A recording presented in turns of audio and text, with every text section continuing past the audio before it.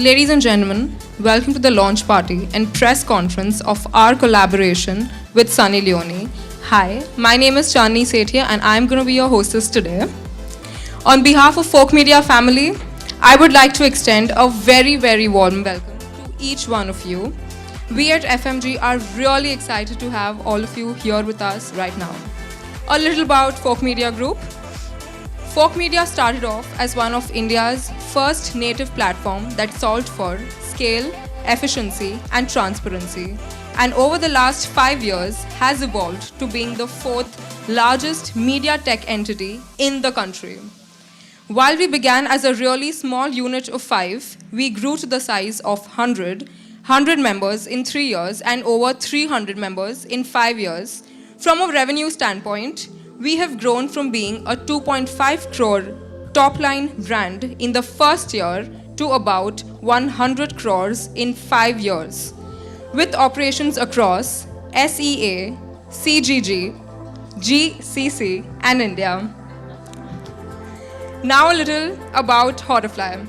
Hortifly is a millennial women's guide to fashion, beauty, fitness, and relationships, unapologetic and proud. Hortifly is taking a stand on all things relevant and trending, from opinions to options. Hortifly is the place. CEO of Folk Media Group, starting off from PwC as a financial consultant, spreading out his wings to Web 18 to TIL as a content marketer, and eventually leading up to set up Folk Media. Well, that seems as quite a journey. Don't you think, guys? A round of applause. A few words, please. That's quite an introduction. Thank you, Chandni. And it's GCC, not CGG. Just saying. But thank you, guys. Thank you, everyone, for coming here. Thank you for the support. I think this is a very big event for us. Thank you, Sunny. Thank you, ma'am, for being a part of this. And thank you for coming on board on Hortifly. It's a very significant day for us. It's a very significant move for us. We do hope to kind of go strength to strength from here. The next 3 or 5 years, we are looking at kind of taking leadership position in the space that we're in, which is media tech. And that is the ambition for us. We would start by kind of revealing our first collaboration with Sunny, which is the video that we did. We were all on tenterhooks because we wanted to make sure that we were kind of matching up to every bit that Sunny expected from us, and I hope we've done that.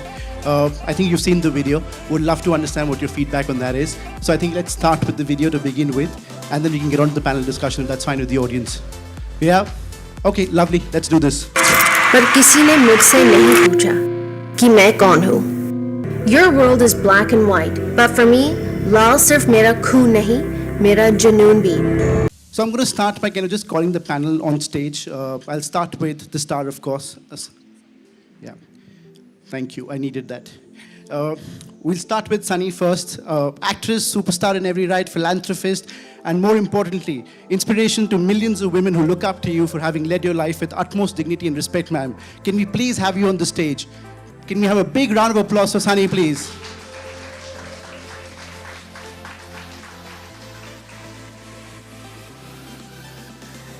Where am I supposed to sit? I've been told I have to look in the camera there, so I think I'm sitting.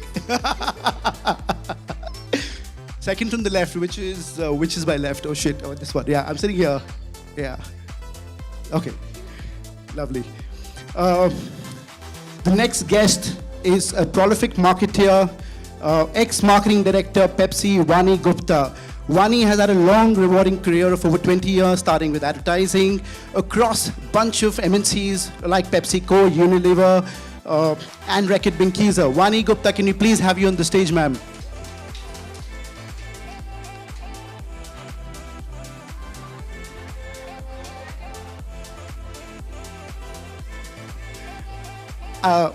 I definitely will, I promise you that.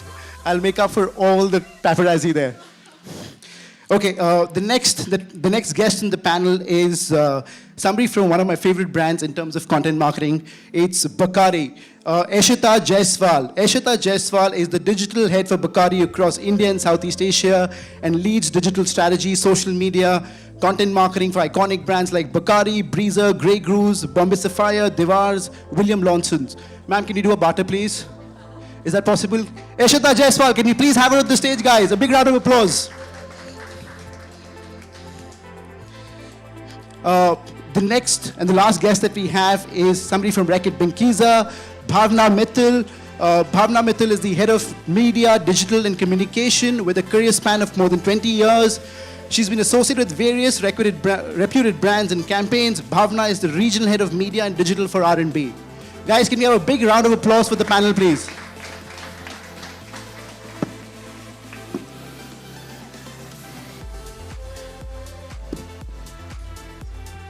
Wow.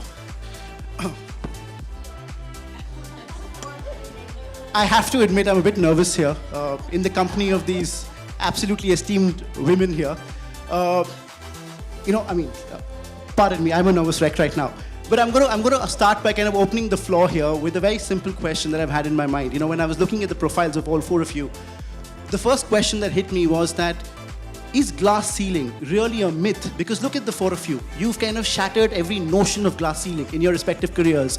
Does it really exist across the industry, across professions, across careers? Because if it really did, would the four of you really be where you are today? Or is it really something that exists and we've had to kind of fight hard to battle the glass ceiling that really exists there? So I mean, it's an open question for the floor. Let me take a stab at it. I think it definitely does exist. It's not a myth. It is very, very true, and it's not just the big understanding of what is the glass ceiling. It's also the many different small ways in which women find themselves disadvantaged or discriminated against.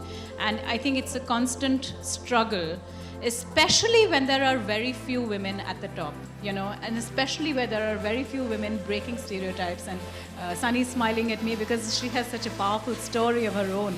But for a lot of us in the corporates, I can tell you, because there are such few women at the top, you're constantly battling stereotypes. You're constantly battling the notion that you yourself are alone. So a lot of times, actually, it's a battle with yourself, because you have to keep telling yourself that even though mine is the only voice, I must make it heard for the sake of the many women who might hopefully someday come to where I am.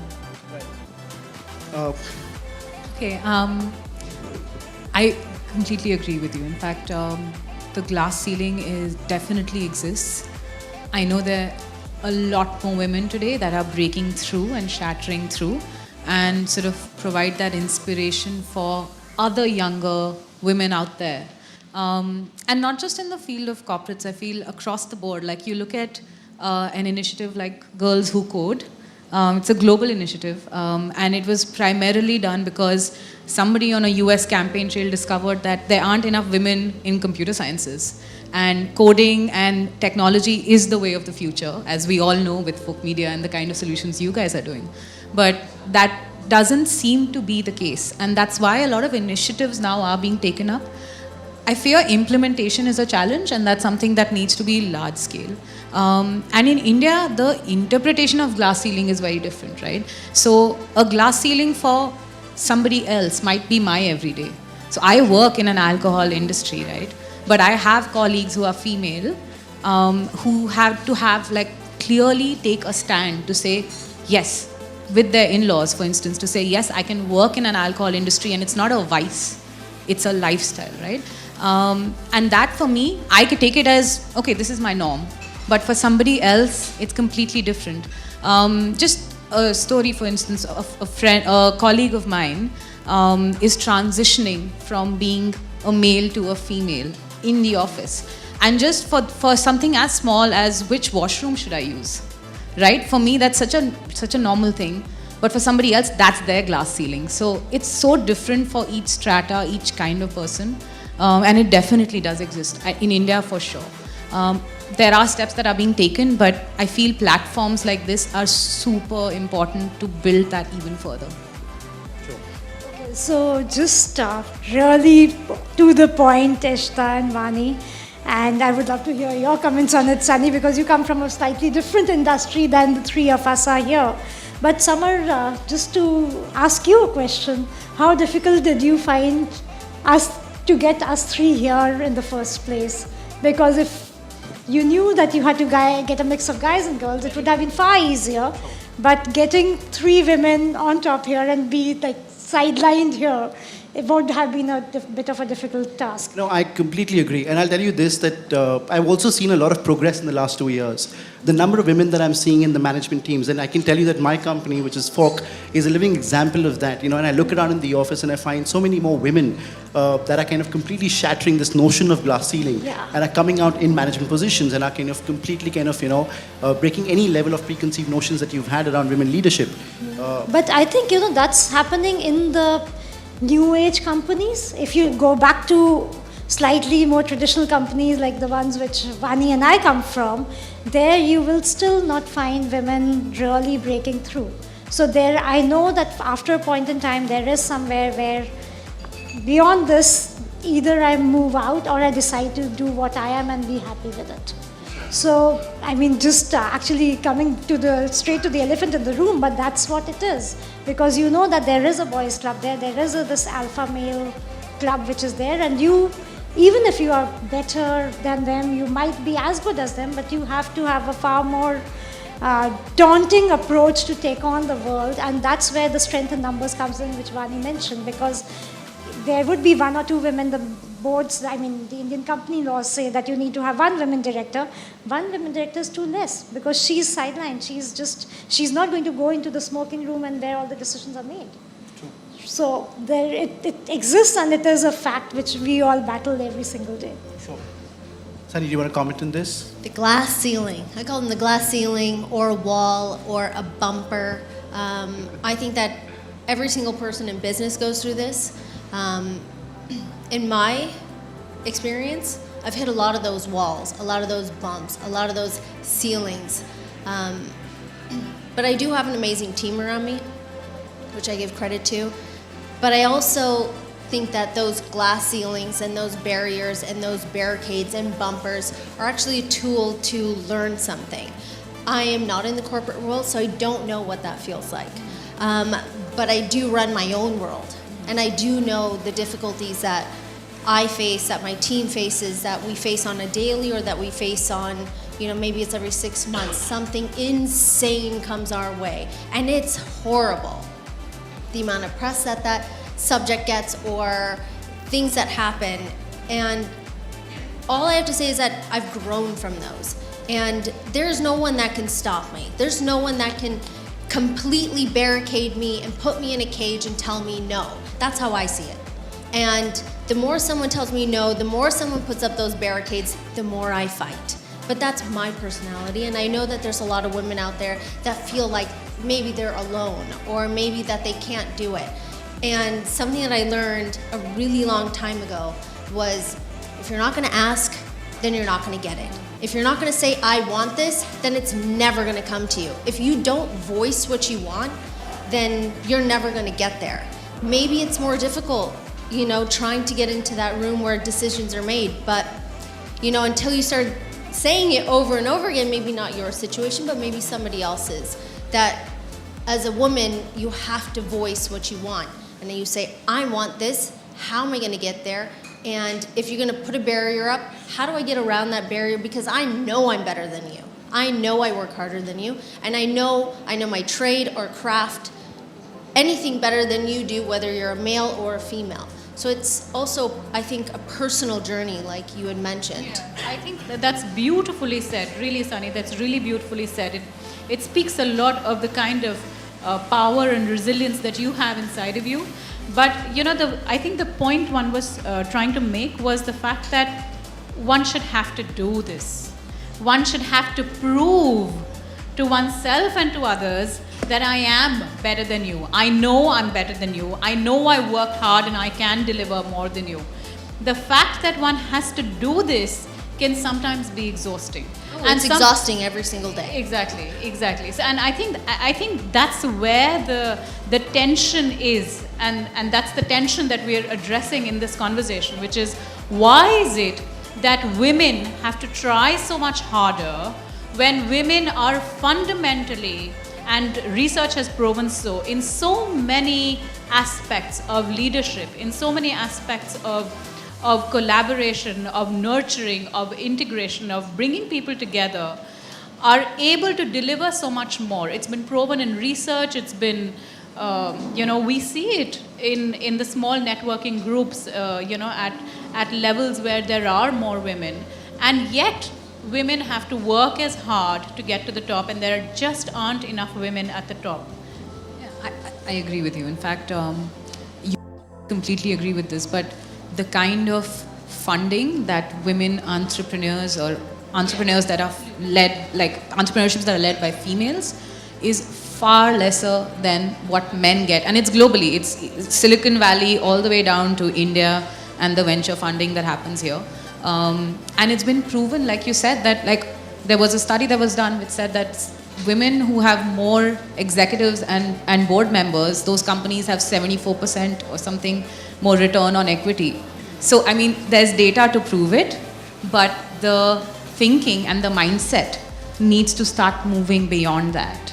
And the other thing that starts to happen is then a lot of the women who are, so there, I mean, we're a bunch of outspoken, fearless women out here, but there are a lot of women who sort of then go into their shell. And then you get the imposter complex, where you're like, am I even in the right place? There's a lot of self-doubt, there's a lot of self-esteem challenges where when you're alone in the boardroom or you're alone in a big group full of men, where you really wouldn't necessarily want to speak out and you just want to sort of settle in and belong rather than make a name or have your point of view out there. But then maybe she's not supposed to be there. I agree with a lot of things that you say, but then I have this feeling that if I feel so insecure and if I feel so in my shell, then maybe I should grow a pair and speak up, because a lot of people don't do that. And I think when you're speaking or anybody here is speaking, it's because we have figured out how to speak out. And that woman that's sitting in that boardroom and going, oh, I'm so scared to speak, or I have this issue, let me tell you, in my household all the time. These women who work around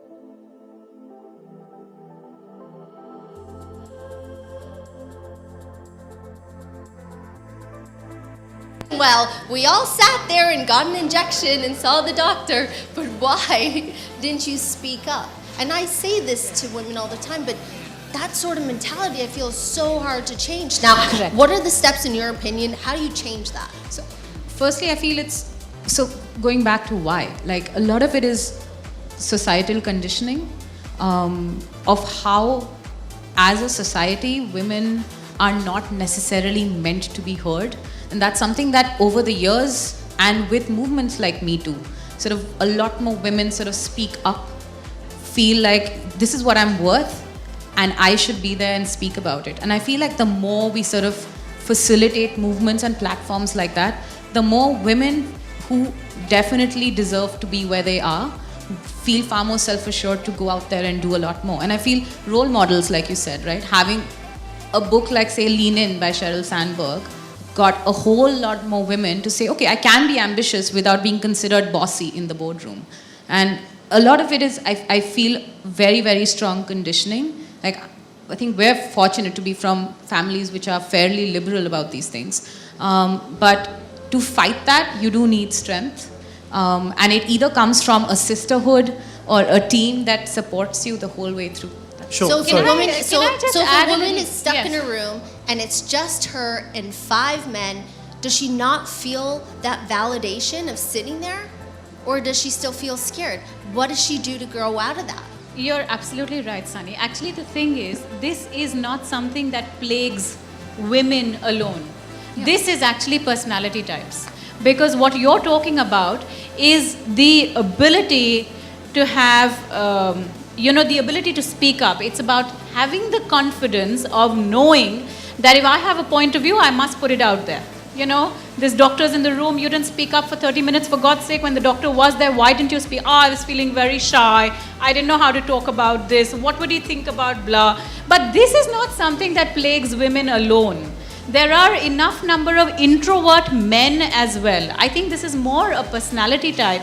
And the problem is that when we have discussions like these, it is not about specifically only addressing women. It's actually about addressing the need for having diverse opinions and the need for respecting, like you talked about that case in your office about this person who's going through a sex change, but the ability for us to collectively respect and give dignity to diverse opinions, because everybody doesn't have to be, oh, I'm out there and I have the ability to sit on stage and talk. Everybody doesn't need to be, but everybody has something to contribute, and we must be able to respect that and get the best from everyone. Sure.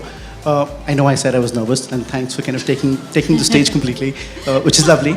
I have a question, because I've been thinking about this, and I look at women from varied walks of life, and I do feel the intensity of discrimination kind of differs basis the field that you choose. You spoke about new age companies, you spoke about modern day work environments. Do you feel that the field that you choose also defines the intensity of the discrimination? Like, for example, in the movies, where it is so widespread, and we've had a movement where the women have come out and they've spoken so extensively about the kind of discrimination that they've faced. Do you really feel that there are modern day environments that are basically far more conducive to merit driven ecosystems, where discrimination is not really as prevalent as you would find in traditional environments? So, okay, I was just doing some reading up on this, and there is like traditional women kind of fields like nursing and all. That's where they say that the men take the glass elevator and women still get stuck with the glass ceiling.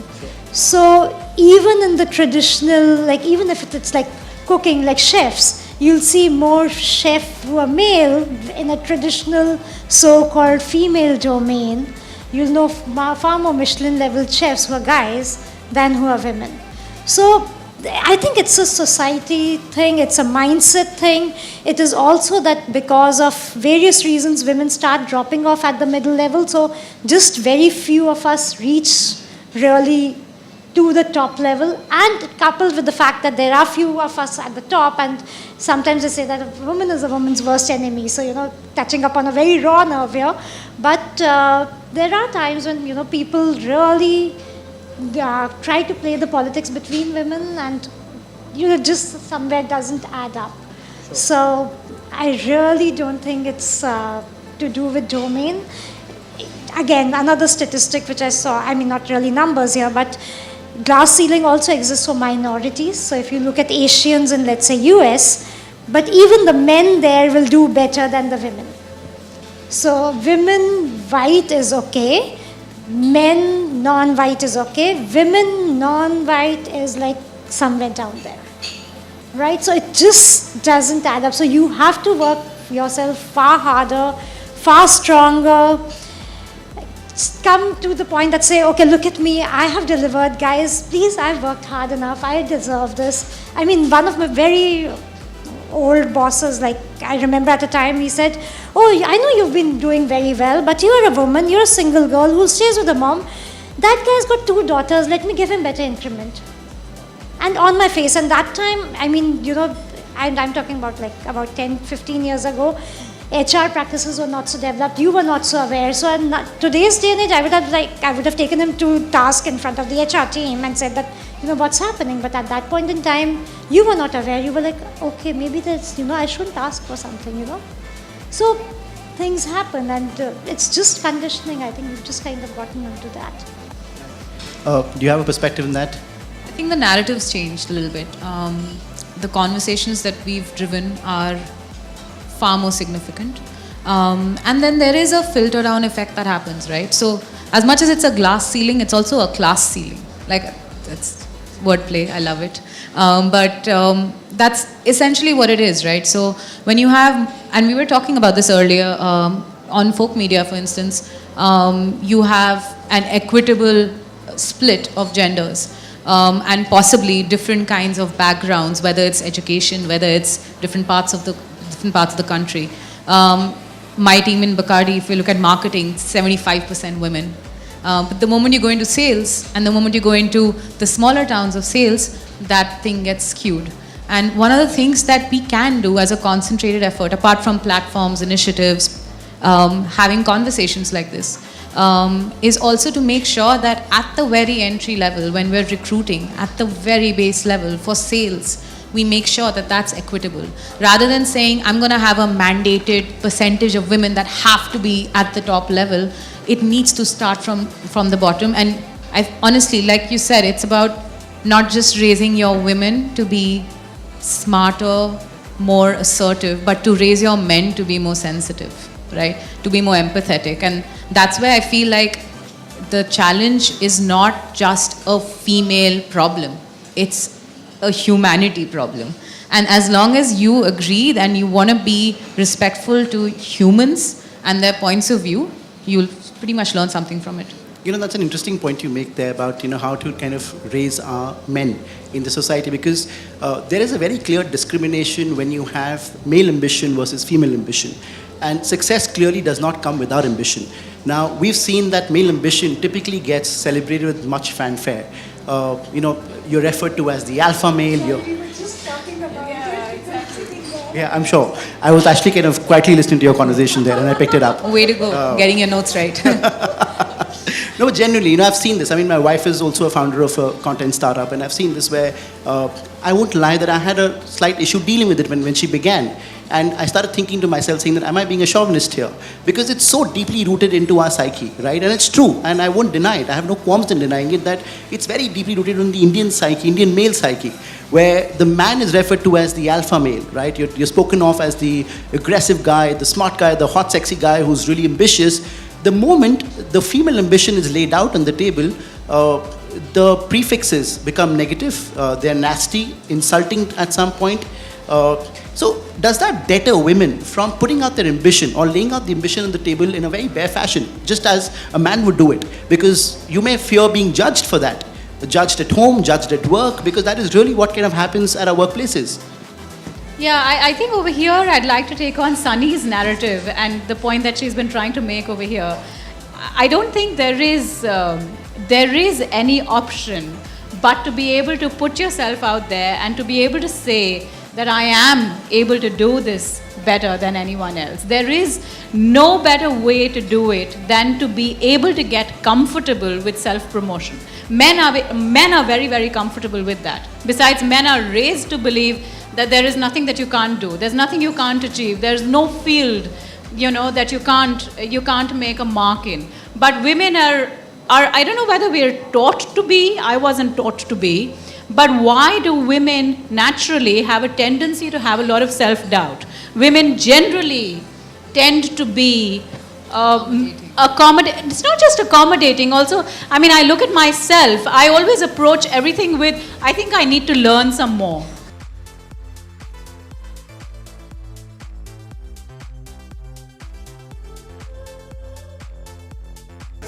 My association with Butterfly and Summer is something that took a little bit of time for us to figure out what we were going to do. And I know they had a vision and a direction they wanted to go, and I'm happy that we were all on the same page of being able to create great content and create content that I believe people would be interested in, and content that felt real. That's what was important to me. Absolutely. Okay, how did Sunny came into your mind for the... Hello! Isn't that every day? Everybody's like, I'm on their mind. No, I'm just kidding. I don't think it's tough for Sunny to come into anyone's mind, for that matter of fact. She's top of the mind recall, clearly. But I think, when you're kind of looking at Horrorfly, and Horrorfly is a fashion beauty portal that kind of, like Sunny said, talks to real women for real issues. And who better than, Sunny to kind of reflect and kind of talk about real issues and real women, because she's had such an interesting life where she's kind of led it with utmost dignity and respect. So we saw that marriage happening absolutely beautifully. Okay. Sunny, tell us, how was it associating with him and all? The association is absolutely amazing. I think that when you can have an association with a company and be able to be on the same page and have the same concerns and be able to be open to suggestions or different ideas, as most people must know, I'm pretty opinionated, and it's, even though I'd like it to be my way or the highway, I know that can't happen, and it has to be a give and take. And I think that everything that we've shot so far has been something that we've agreed on, that it should feel like we're making great content, and I think that's what's most important. Yeah. Sunny, how do you feel you are good in business? Like, you're a businesswoman. How do you handle your What does this bring? I think every company is different, and both Daniel and I have a no bullshit approach for a lot of different things. Everything's pretty black and white, straightforward. We don't believe in the idea of making people run around in circles. I think our deal is pretty easy. Yeah, absolutely. It was, and they usually are. And as far as our employees go and everybody, we just believe that everybody should work hard. And I know what I put into my day, and I expect the same thing from my employees, and that's it. Sunny, last question. दूसरे digital platform से या कोई भी women's web magazines हमेशा से रही है, तो as an investor what are you adding जो पहले किसी मैगजीन या किसी डिजिटल प्लेटफॉर्म में नहीं है? I don't think it's about what somebody's done or what somebody hasn't done. I think this is about taking ideas that maybe have been spoken about before and giving it our own spin, our own thought, my own opinion of those things, and their statistics and their opinions of how it should be shot and things that we should talk about. I believe that the biggest thing for myself was that it should feel real. It should feel like if anybody could go out and do the things that we're talking about, and or providing the steps of how that woman can accomplish these things. Sunny, we're talking about Bollywood, like you're talking about equality, like maybe we're talking about gender equality. In Bollywood, do you feel the actress, has that kind of a equality, like in compared to Well, I think that each actor is different. I do believe that there are differences. As far as myself goes, I can only speak about my own experiences and what I've gone through, and it's not been easy. I've had to create my own path, and my team and Daniel and everybody, we have to fight tooth and nail to do everything that we want to. Do I have the best of lineup when I have a film coming out? Do I work with those big A-list actors? No, but I create my own path and I make my own decisions, and I'm happy for that. And I'm happy that I'm able to do things my way, and which is the most important to me. No one's telling me what to do, and I like that. Okay, Sunny, as you have talked about the Sunny, one last question. Sunny days a year, what do you do to beat the sun? Wait, what? Sunny days, I mean to say it's hot out. It's hot outside. last question, guys. What am I doing to beat the sun? I don't know. I'm going to Rajasthan for a month. I'm going to be in the sun every single day. That's going to be a very good question. But if I had to say something, it would be coconut water. It would be a lot of light food, not fried stuff, and light clothing, nothing too heavy, and that would be really uncomfortable.